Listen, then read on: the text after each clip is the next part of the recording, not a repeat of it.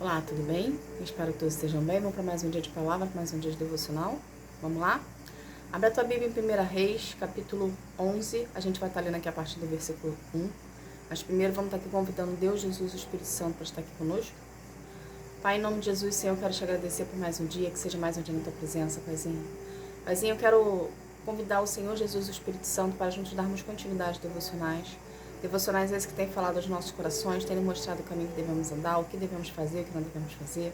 Pai, pelo poder do nome de Jesus, eu peço a presença do Espírito Santo aqui para nos dar maior entendimento da Tua Palavra e assim a gente vir colocá-la em prática em nossas vidas, Senhor, para ver transformação em nós e para ficarmos cada vez mais parecidos contigo e seguirmos na direção das Suas promessas e milagres, Pai. Pelo poder do nome de Jesus, Senhor, eu agradeço. Amém. Gente, para quem não me conhece, eu sou Roberta Lima, missionária, escolhida e levantada por Deus para estar auxiliando você no seu processo de conhecimento da Bíblia Sagrada, para vir a fortalecer seu espírito e a sua carne e lhe conduzir para os propósitos de Deus para a sua vida. Tá bom? Vamos lá então? Abra a tua Bíblia em 1 Reis, capítulo 11, versículo 1, que fala assim: Salomão amou muitas mulheres estrangeiras. Além da filha do rei do Egito, ele casou com mulheres hetéias e com mulheres dos países de Moabe, Amon, Edom e Sidom. Casou com elas, mesmo sabendo que o Senhor Deus havia ordenado aos israelitas que não casassem com mulheres estrangeiras, porque elas fariam com que os corações deles se voltassem para outros deuses. Somente até aqui. Deus quer que a gente aprenda disso aqui. Aqui do versículo 1 e 2, a gente pode perceber que houve uma desobediência de Salomão. Porque quando Salomão recebeu o reinado na sua mão, ele já tinha por conhecimento que não poderia haver eu acho que não sei se é a palavra correta, uma miscigenação, não poderia haver um encontro, vamos colocar assim, do povo de Israel com os estrangeiros. Por quê? Porque o povo de Israel adorava a Deus, eles tinham um único Deus, entende? E o povo dos estrangeiros, eles eram politeístas, ou seja, eles adoravam vários deuses. Então Deus não queria que houvesse uma mistura de pessoas ali, de costumes, justamente para o costume pagão não adentrar no povo de Deus e virem desvirtuar eles de caminhos.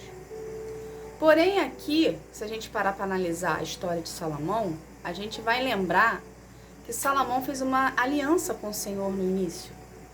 O Senhor falou para ele que ele deveria adorar somente a Deus, servir somente a Deus, e com isso Deus daria para ele riquezas, daria para ele a sabedoria e a inteligência. Salomão pediu sabedoria a Deus para administrar o reino, não se desvirtuar do Senhor.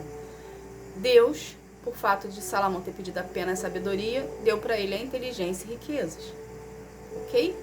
Porém, no decorrer do reinado de Salomão, que ele foi desenvolvendo como ser humano, foi crescendo, foi amadurecendo, foi virando, um homem mais velho e foi adquirindo conhecimento, ele se deixou levar pelos costumes locais, pela sua vaidade, ok?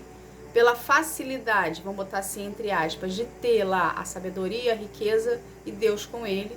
Então ele se ensoberbeu, entende? Ele se deixou levar pela vaidade dele por achar que ele, vamos botar aqui, que era o cara, que ele poderia fazer o que quisesse, que não ia ter consequência. Entende? Então aqui, no capítulo 11, no versículo 1 e 2, nos mostra a vaidade de Salomão. Ou seja, ele estava começando a se perder da presença de Deus, porque ele se deixou influenciar por terceiros, ele se deixou influenciar pelos costumes do local, ele se deixou influenciar por costumes pagãos e pela sua vaidade. E ele começou a declinar, ele começou a cair, entende? Ele começou a definhar. Por quê? Porque ele estava entrando em desobediência ao Senhor. Ele estava entrando em desobediência. Ele estava ali, ele quebrou uma aliança com Deus. Entende? Ele deixou de fazer o que ele fazia com o Senhor, que era sempre perguntar para Deus qual era o direcionamento que ele tinha que dar. E ele começou a agir com sua própria vontade, com a sua própria força, com a sua própria inteligência. Com isso, tudo isso, a vaidade dele fez com que ele se afastasse de Deus.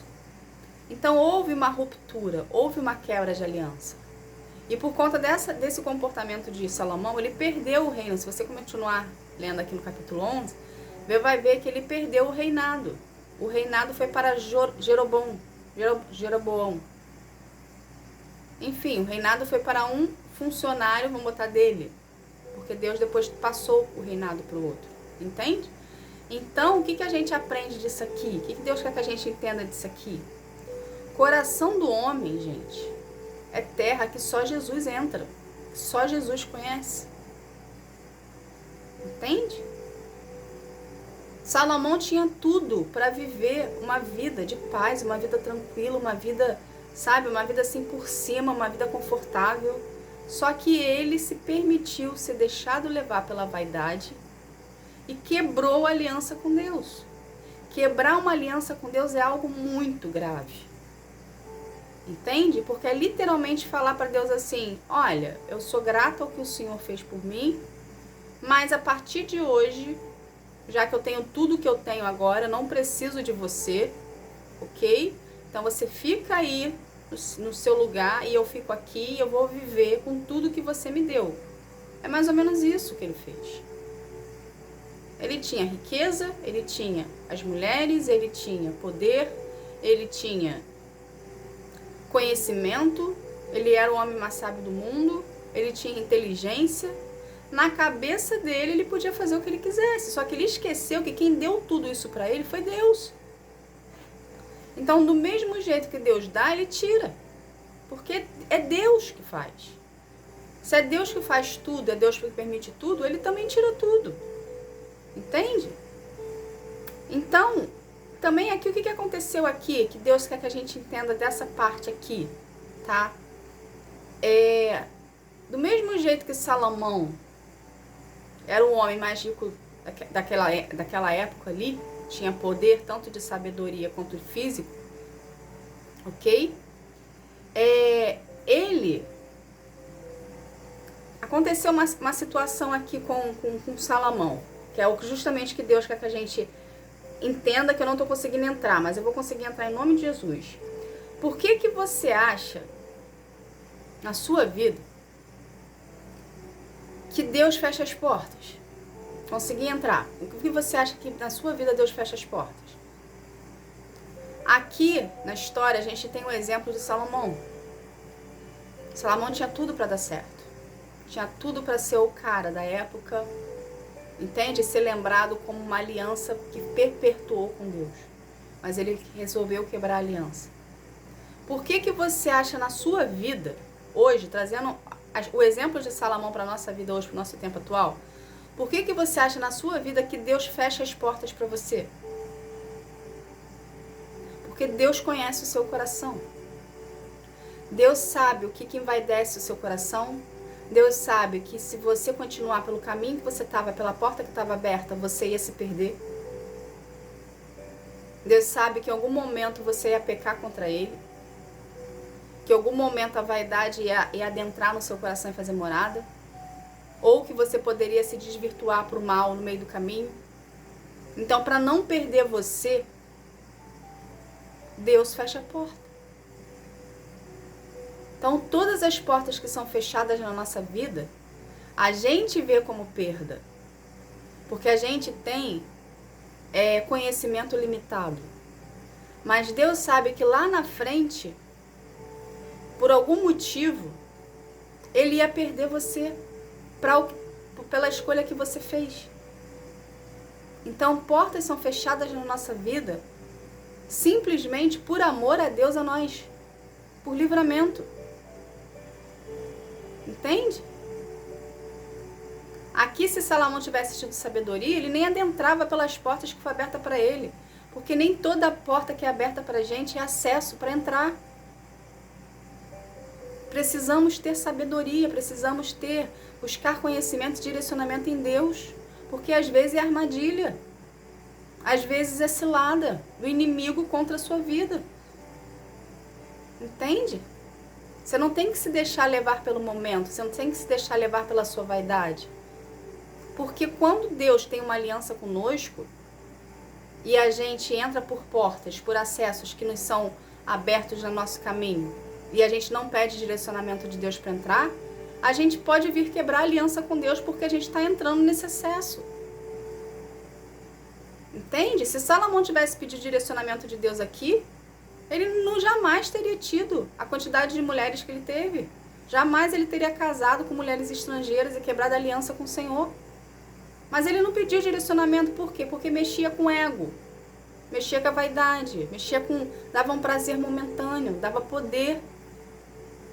Ele é o cara mais rico do mundo, é o cara mais sábio do mundo, é o cara mais inteligente do mundo. Poder. Poder de achar que pode fazer tudo. Poder de achar que está acima de todo mundo. E achar que não vai ter consequência nenhuma. Só que nem toda a porta aberta é pra gente entrar.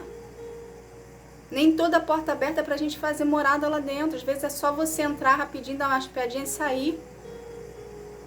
Entende? Às vezes Deus te dá a oportunidade daquela porta ali estar aberta pra você fazer uma comparação do que você tem hoje. E para você ver que se você tivesse entrado por aquele acesso, você perderia o que você tem hoje. Então nem toda porta que está aberta na nossa vida é para a gente entrar. Às vezes é para você fazer um serviço, às vezes é para você ajudar com uma palavra, às vezes é para você mostrar o caminho. Mas não é para você fincar a raiz. Não é para você fazer morada, não é para você ter família.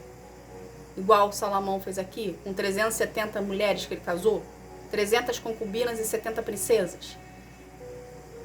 Entende? Para que um homem precisa de 370 mulheres? Poder, por achar que tem poder, por achar que pode, por achar que o dinheiro pode comprar qualquer coisa, por achar que o dinheiro dá poder para a pessoa. Quando a gente denota uma fé em cima de algo que não seja Deus, a gente faz aquilo ali um ídolo para nós. Entende? Ele denotou uma fé em cima do dinheiro, do poder que ele tinha. Só que quem deu poder para ele foi Deus, não foi ele que conquistou o poder. Que foi lá, desde lá de baixo, começou lá embaixo e chegou lá em cima, no topo. Não, foi Deus que deu. Foi a herança de Davi.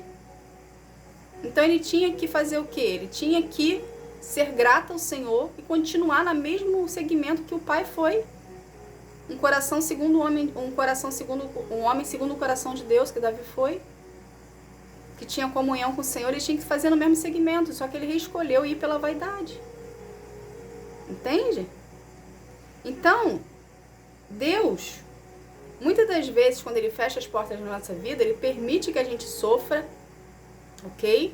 Para ele não perder a gente lá na frente.